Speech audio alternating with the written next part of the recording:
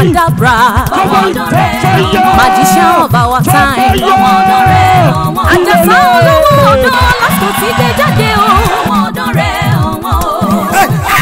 Àjàsá olówó ọ̀dọ́ holy changer abracadabra.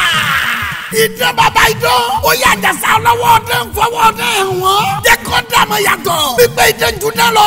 Àjàsá tó gbiná fún òyìnbó tó yìnbó lanu sílẹ̀ tí ò lè pàdé mọ́. Ta ló jọ máa kú wàràpá wájú ọmọ kú wọn kókó yányá. Ifá ní káfí ilẹ̀ kó mọ̀ fa wàhálà rẹ̀ kiri. Òótọ́ lọmọ ẹ̀ la ọmọ mi mọ́lẹ̀. Wọ́n lọ sàn mọ́lẹ̀. Wọ́n tún jà yín jà o. Àti kékeré l'Àjàsá ti ń sókè dilẹ̀. Kò ṣe lówó lójú Àjàsá lọ́wọ́ ọdún ni. Nǹkan ọmọkùnrin tèmi kó lọ sọ́dọ̀ yẹ àyà yẹn kó má bọ̀ bí. Fàfáyà! Ọ̀kanu mú wọ̀ náà mo sọ ẹ́ di mọ́tò. No, èmi ò ní sí. Sinimá yìí ká sí àrùn lélẹ̀. Àríkọ́dì ló kọ́ sítọ́rì yìí. Ọlátúnjí Balógun ló pẹ̀lúsì ẹ̀. Títí jẹ́jẹ́ ló dírẹ́tì ẹ̀.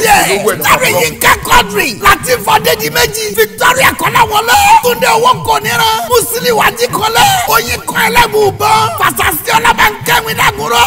Ibrahim Bello Sanjay àti bẹ́ẹ̀ bẹ́ẹ̀ lọ. Nínú sinimá titun Àjàsá olówó ọdún. Mo ní kí n inform ẹ pé wà lọ perform ní London ní next 2 months. Ìlú òyìnbó. Wahoo!